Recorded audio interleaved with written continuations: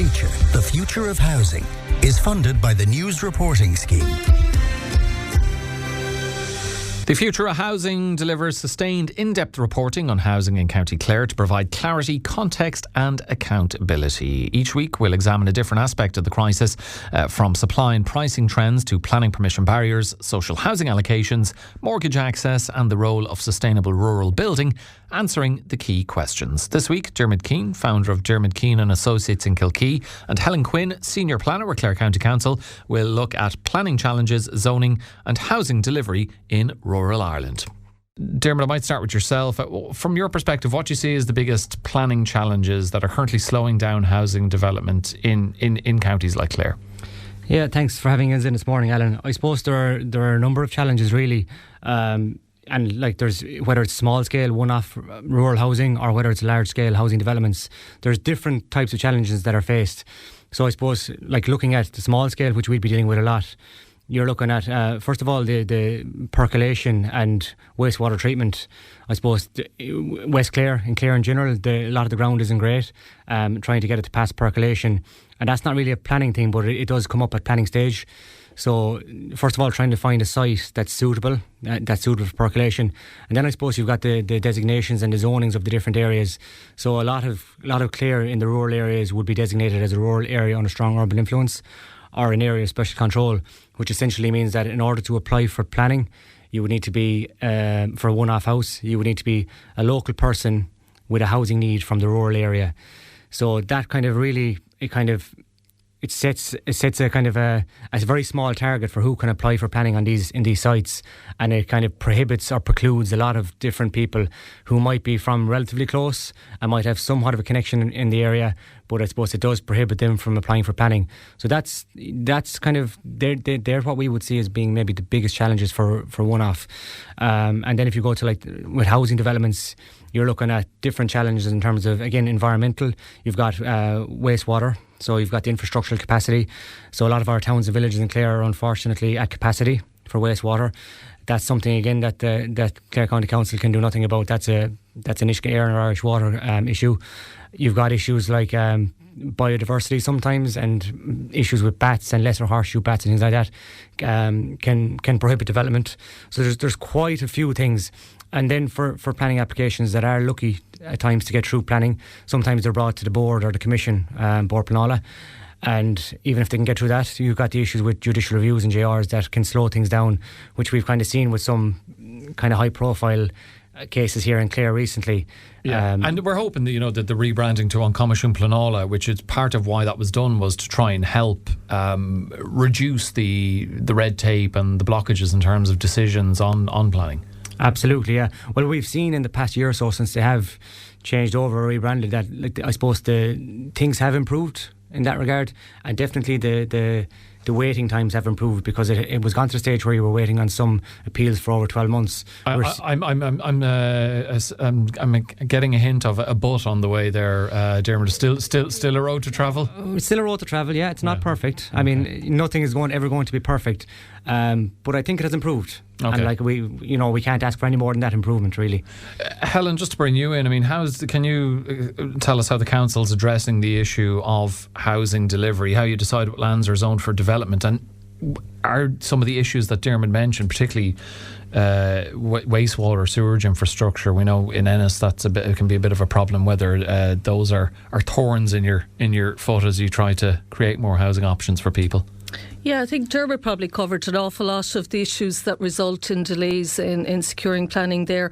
But I suppose what we've seen is a trend towards far more complex planning applications coming into the system. There's a lot of very large developments being proposed. And I suppose each of those applications, as they get more complex, it just takes that little bit longer to go through the process of assessing them. I think Diarmuid mentioned all the different environmental maybe issues that can arise, legal issues that can arise. And I suppose those appeals and objections, there really is no deadline in how long those can take to bottom out. But I suppose in the council, we're very focused on trying to activate housing. As you know, I was in a few weeks ago talking to you about a variation we're currently doing to try and increase the amount of land that's going to be available to bring housing forward on. But we're also, I suppose the council has set up its own housing activation unit, and planning are working very closely with that unit to try and reach out to developers and landowners to try and see, what sites can be brought forward as quickly as possible. And Diarmuid, in terms of zoning, what role does zoning play in determining where homes can be built, and do you feel it's actually being used effectively? It plays a massive role. And again, I suppose the biggest disparity that I see in at the moment of zoning is the trying to get the balance between zoning in urban areas, settlements like your towns and your villages, and then the zonings in the areas just outside that. So, for instance, as I mentioned earlier, the vast majority of the rural areas in Clare would be zoned as rural area under strong urban influence, which are areas of special control, heritage landscapes, etc., which essentially pigeonholes who can apply for planning in there. Whereas you move into your towns and your villages then, and if you get a site, if you're lucky enough to find a site in your town, your village, anybody can apply for planning. So there's no local needs criteria. So what we're seeing there is that the sites that do come up, and especially in your seaside areas like Kilkee, where I'm from, like Lahinch, even like Quilty, Milltown, Malbay, Doolin and Listonvarna, any site that becomes available, if they become available, you've got any number of people from any part of the country or beyond coming looking to buy the site for a holiday home. And that's why we're seeing, and I'm going to use Kilkee as an example again, this is not the only reason, but Kilkee has a probably permanent occupation of about 30%.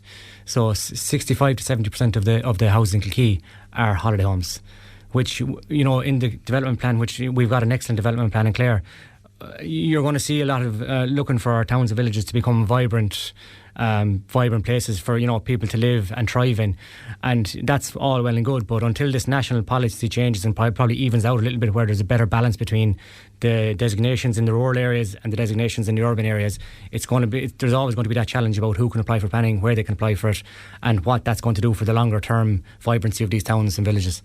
And I suppose, Helen, bringing in talk of holiday homes highlights the issue of Airbnbs as well, and we know there's regulations being brought in to deal with that.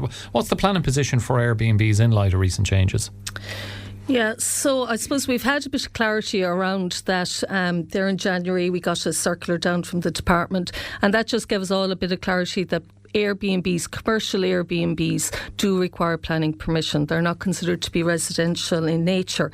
So people, I suppose, need to reach out to the planning authority and start to engage around trying to regularise those units where they can. I suppose that traditional B&B that people would think of, where the host lives in the house and has a couple of rooms available for visitors, that can still be considered to be exempted development. People can have up to 4 rooms in use for visitors, so people can still avail of an exemption for that, or people can avail of that home swap. We see more and more people using home swaps, so there is a limit in the number of days you can have your house as a home swap, but that it can also be considered to be exempted development. But certainly, I suppose, in response to the housing crisis, the government is looking at trying to tighten up on that Airbnb and that commercial use of what would have previously been properties available for maybe private rental, and they're trying to tighten up on that to increase the number of units available. Diarmuid, I wonder about the planning process and whether it's helpful or not for or the planning regulations rather, for those smaller local developers, and maybe you'll see some of those in around Kilkee compared to larger national firms. Do you think the current planning regulations help or hinder those smaller local developers? I would say they more hinder the smaller scale developers. If you look at, we'll take housing developments, whether it's a 15 house development or a 100 house development, it's going to have to go through a planning process depending on the location. Like, you've got the infrastructural, there's going to be applications to Ishgairn, there's going to be development contributions if and when the planning is granted. There's quite often going to be bonds that have to be paid to the local authority. And then you've got before you even get to planning, you've got all the different third-party specialist reports that might be required, whether it's ecological, whether it's bat surveys, whether it's environmental, whether it's hydrological, flood risk assessments. The smaller developers will struggle to foot the bill for these things, because you could end up with a high 5-figure bill to get your planning, or to attempt to get planning, and the planning could be knocked back. or it could be granted and then it could be overturned by the board or a judicial review process. It's very hard for the small scale developer to absorb those costs. There's a huge risk involved in it for them, whereas the large scale developer generally have the wherewithal and the resources to do that. And quite often if they get knocked back, they'll move on to another site and it's no skin off their back. So it's probably at the moment, whilst there is a good balance, and I do feel that these planning and development regulations are required, it probably does favour for housing developments the large scale developer a little bit more. The planning system here, do you think it's equipped to respond quickly enough to the housing crisis? Does it need reform? I don't know if it needs reform. Maybe tightening up in places, and probably something Helen and I would have spoke about there just beforehand is we all know that the local authorities, to an extent, they're under-resourced and understaffed, and it's very hard for them at local level to deal with anything extremely quickly. There's so many layers to planning applications now, so many different things, and there's so many different departments and semi-state bodies and all that need to have and that have to have an observation or submission, that it's impossible to turn around an application, especially for housing developments and that, again, very quickly. I don't know if it needs a full reform, but definitely I think there are things that can be improved, and maybe at a larger level, like the judicial review process that we spoke about earlier. That's something that slows things down, and I think it's too open.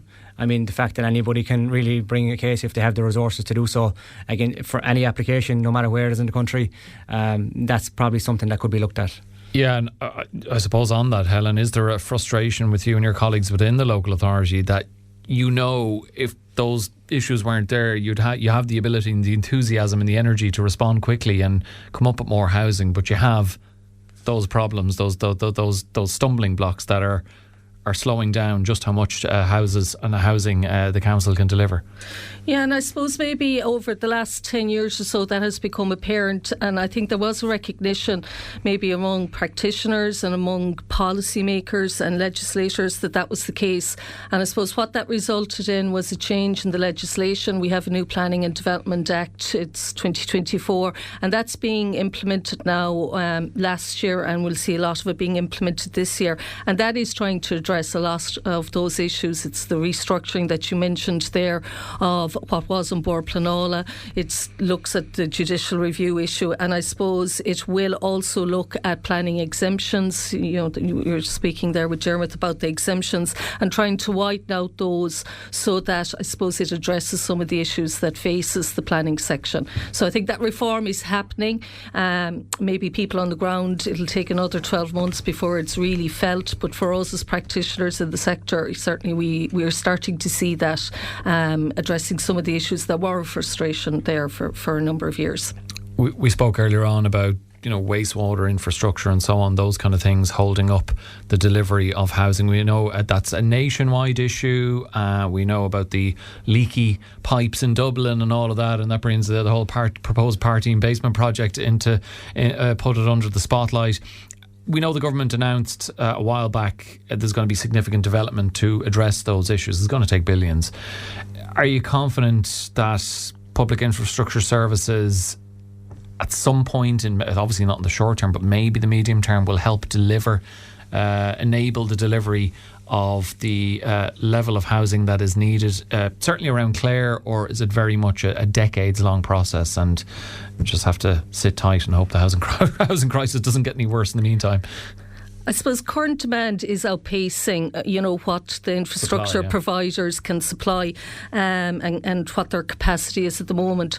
So if we are to deliver the kind of units and the housing delivery that we have an aspiration to deliver, we'll have to look to what the developers themselves can provide, as well as trying to engage with Uisce. And I don't think it's a one party can solve this problem for us in the short term. Like long term, Uisce, they do what's called an investment plan. They do this for a period of time, every couple of years. So we have an idea of what's coming down the line. But that is going to take a while for it to catch up to what the demand is. So I think in the short term, we will have to rely on developers. We will have to rely on what councils can try and come up with as well. So to answer your question, I suppose it is a bit of a combination of what all the parties involved can deliver in the short term. Okay, just final word to you on this then, Diarmuid. What changes to planning policy could help developers, could have the biggest impact on increasing housing supply in rural areas, such as your own?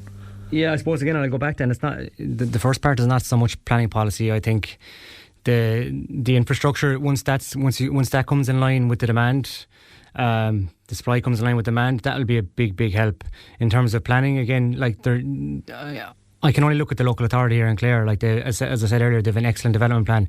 They couldn't really make things easier as such. Putting a smile on Helen's face. Yeah. No, and again, not just saying that because Helen's here, but I mean we're dealing with this every day of the week. Yeah. Again, it often comes down to the things that are outside their control. So I mean, if those things can be brought in line with planning policies in the different local authorities in Clare, in the country in general, I think things will move a lot quicker and we'll get a lot more houses built. God, hopefully that happens. We need them, and we need them as soon as possible. Really interesting chat, guys. Thank you very much. Diarmuid Keane, the founder of Diarmuid Keane and Associates in Kilkee, and senior planner with Clare County Council, Helen Quinn. Helen, thank you as well for joining us this morning. Thanks, Helen. Thank you. This feature, The Future of Housing, is funded by the News Reporting Scheme.